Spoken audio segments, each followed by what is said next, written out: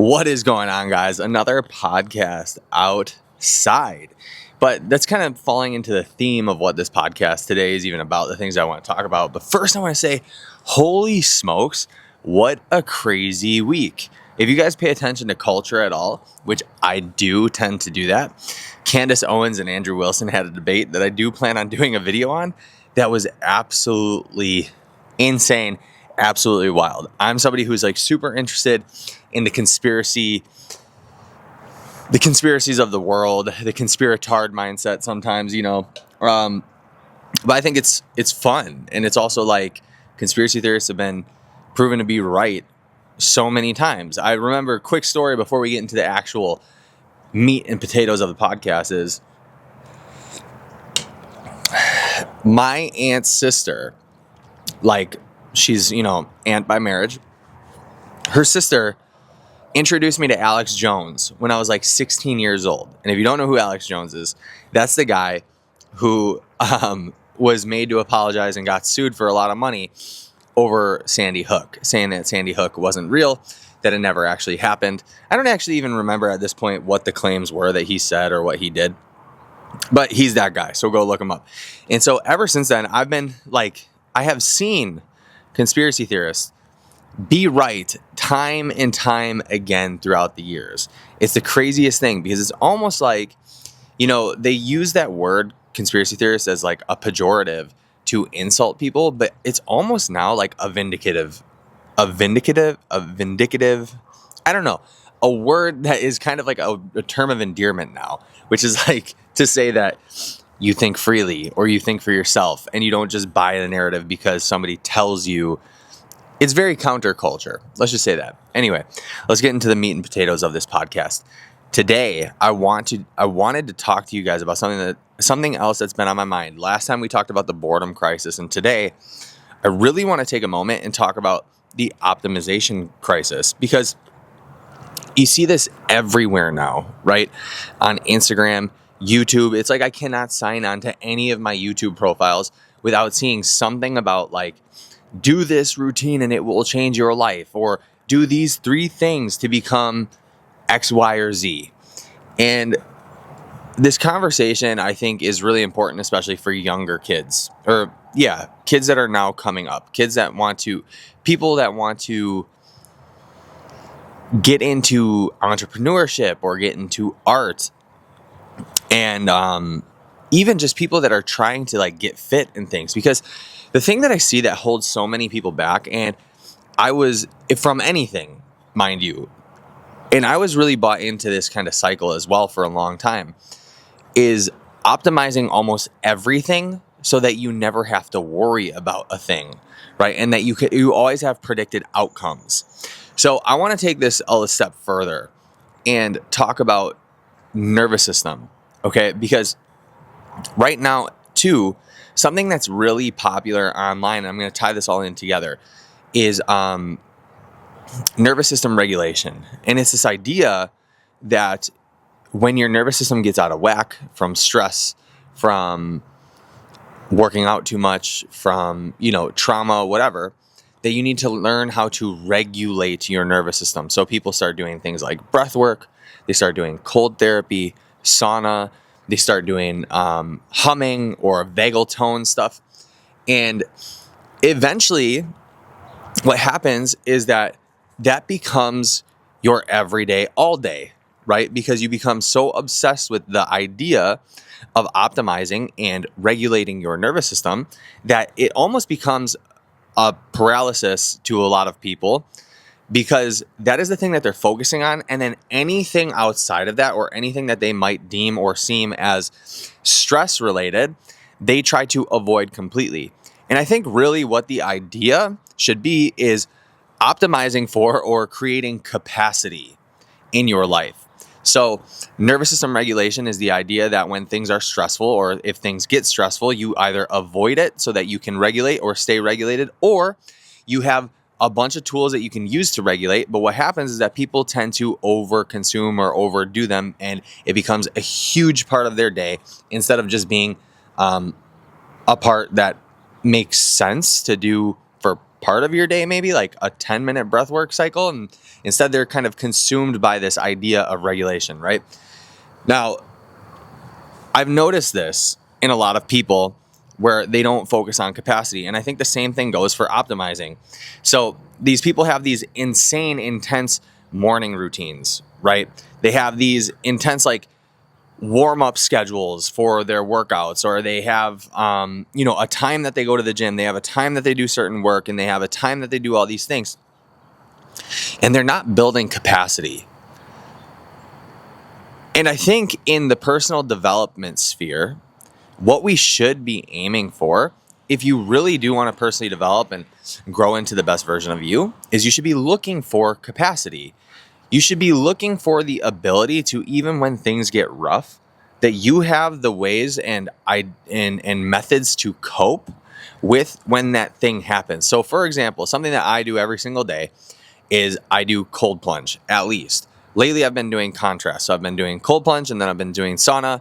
And this is usually about an hour and a half to 2 hours before bed. I do that because it helps me sleep. However, where that cycle can get stuck is that if you are making sure that you are optimizing, now it becomes almost a non-negotiable for you. So when I go out of town or something like that, or if I don't have the ability to do that due to schedule, or we're like going out to dinner, we're with friends or whatever, now it could become something that actually stresses me out too much, where like I'm not sleeping, or I won't sleep because I have the anxiety of, oh my gosh, I didn't get to do that, or it actually puts a damper on my day. And I see this so much with the optimization crew, where if one thing goes out of whack from their schedule, their entire day is fucked. And that's just not how life actually operates, right? I think so often what we try to do as humans, I've definitely been guilty of this like a lot, is we try to create as many predictable outcomes as possible, right? Our brain is actually wired like that. We want predictable outcomes, right? That's why we get anxiety, because something might not be a predictable outcome, or we don't know why we're feeling a certain way. So we have to problem solve and figure out why we're feeling that way. And that in there lies the exact idea of not building the capacity in order to handle life when things are just thrown at you randomly, right? Because optimization is cool. I'm not saying that routine isn't good. Routine is definitely cool, but it shouldn't be so much like so non-negotiable to you, or so, at least this is my opinion, that it shouldn't be so non-negotiable to you, or it shouldn't be so important that you have these routines that if by chance somehow a wrench gets put in your spokes, that you spiral over it. And I see that a lot on these videos. I've seen this when I talk to people about their routines and stuff. And the most successful people that I know, to be honest with you, don't even know really what's coming next. They just know that they're going to be ready for what's next. They try to prepare for the best. They hope for the best, but they're also prepared for the worst, right? And they know that at any moment they could get thrown off track. But they've built themselves into a character, into a person that is able to actually handle that type of stress and be able to cope and be able to bring it back. And so, again, I'm not a fan of routine or morning routine and things of that nature. I have them myself, but I think that is worth thinking about. The other thing that I've really grown to think about in the past, like, I don't know, maybe week or so, actually. Well, here, let me say this. I've completely stopped using AI for anything the past, I'd say 3 weeks. And part of that was due to the boredom crisis that I was talking about in the last podcast, where, I didn't want to be consumed with my phone or consuming like too much media or anything like that, and not being able to access pieces of creativity in my brain. But the other part of it is that I think that people get looped so much into optimization through AI that they no longer have problem-solving capabilities or problem-solving skills. And I think that this is actually adding to the lack of capacity that people have in order to cope or deal with certain stressors. In my business, I have, people that work with AI, but I refuse to work with AI at this point. Neighbor Nick is leaving. That's my neighbor right across. He's leaving. He's got his new Tessie. I have completely foregone the use of AI for a couple of different reasons. Like I said, access and creativity is number one. I believe that I lost a piece of my creativity because I was using AI to help me problem solve. And the problem with that is that problem solving never has an ending, right? You can constantly problem solve till the world goes dark, because you can get stuck in these loops. And then number two is because I don't believe that you need to optimize for everything, and always having a plan for every single thing that you feel that you need to stick to is a surefire way to not have creative solutions or not be able to learn how to problem solve in the moment. And that's probably the biggest reason why I have completely gotten rid of AI in my personal work life. Yeah, that is the biggest reason that I've gotten rid of AI, because I didn't want to have to rely on that. And I've also realized that trying to predict and optimize for everything is a surefire way to get almost nothing done the right way or in a good way. The other thing is this, guys, like just speaking like kind of woo woo, is sometimes the craziest opportunities just pop up and present themselves to you when you're willing and open to have them pop up and open to you. And I know so many people think that that's just like woo woo bullshit, and you have to work and create your luck and all these different things. But no, there's something spiritual and mystical, right, to the world, where when you surrender to God, things just start to happen. And so many people just will miss those opportunities because they are stuck in the optimization cycle. They need everything to like work out the way that they want it to. And I think that that's a surefire way to actually disconnect from the creator himself. And when you disconnect from the creator, I mean, I've seen this time and time again as well. When you disconnect from the creator, the opportunities start to fall away. Like they do not come as easily. And I don't know what that is. I could never explain what that is. Again, this is me just kind of like spitballing and speaking freely. But I have noticed so many times in my life that when I just surrender and I give in, that things just start to happen. And imagine if I was optimized in so many of those positions or spots in life, I probably would have just never even taken the time to notice the opportunity that was in front of my face. At least that's how I feel about it.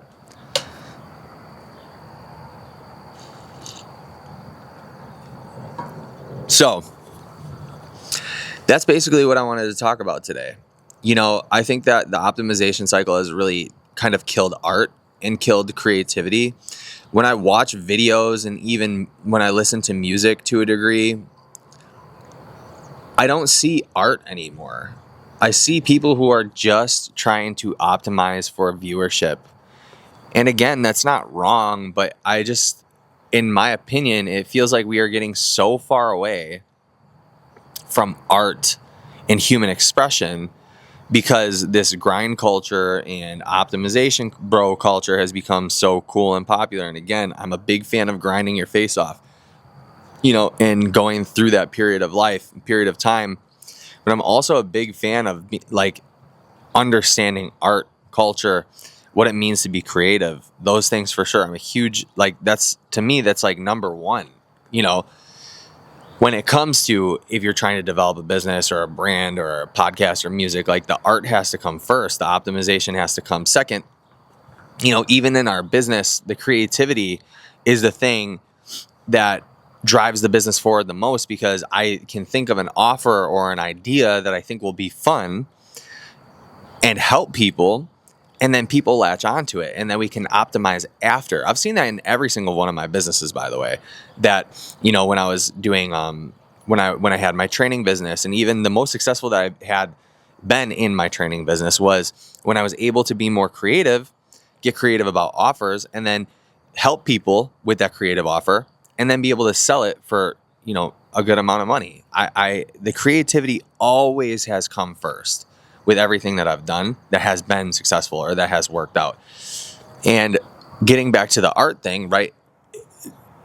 The optimization thing has become so disgusting that you can see so many people, right, are copying formulas for YouTube videos or even for podcasts from other people simply because they know that it's going to work. Like, we live in an era now where no longer do you actually have to be creative. You just have to be a good copycat.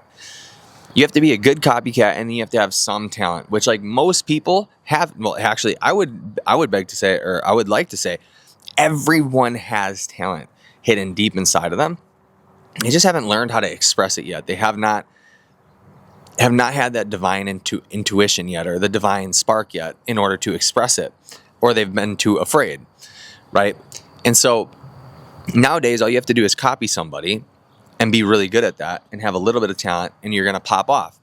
The podcast world is interesting to me, actually. So I'm going to go on a tangent now. The podcast world is so interesting to me because everything is optimized for clicks, views, click-through rate, whatever, that they have people, like, these podcasts are putting inside, like, listen to Joe Rogan.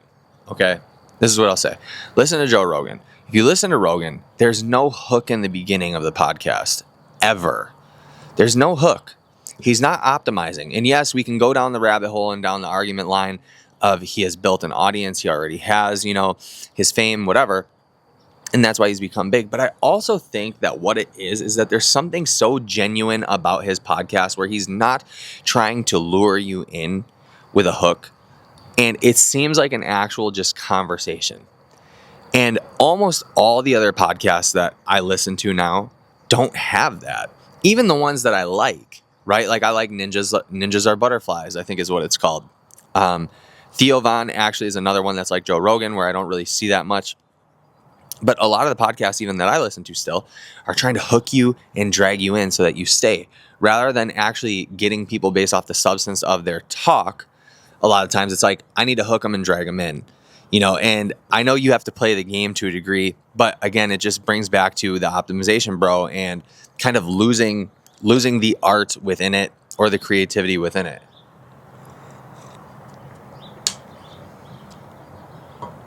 But I truly do think this. I think that people are getting sick of that. I think they're getting sick of that stuff. And even like the formulated music, right? You see all that music that's been optimized for views and clicks. The majority of it just goes away, and they become the one-hit wonders. That's what we used to call them back in the day. For anybody who remembers, the one-hit wonders, right? There's the optimized song, maybe even the optimized album, and then they just flutter away. They never do anything else after that one hit that they got. And I think that that's going to be happening to a lot of these creators that are out there now that aren't being genuine, right? And that's not to say that you can't be a copycat and optimize and still be creative. It just doesn't come off as well, in my opinion, because I do see some creators that have figured out the formula, but then they twist it in their own way. I think that that is an expression of creativity for sure. But anyway, now we're getting in the weeds of that. So anyways, optimization, it can give you paralysis by analysis. It can definitely hold you back from your potential for whatever you're doing. I know for me personally, a lot of times I want things to be perfect a lot of times what I'll do is I'll start things, and then I'm like, oh, this would be so much better if, instead of just like going ahead and doing the thing. Like today, the last podcast, I haven't had time to do a podcast, and we've had too many clients in the office to actually film a podcast in the little studio space area, right? And so the challenge to myself is stop trying to optimize. Just whip out the DJI mics. They're not going to sound as good. And just go record a podcast wherever you can, whenever you have the opportunity. That's what I'm doing. All right, guys. Thanks for watching. See you in the next one.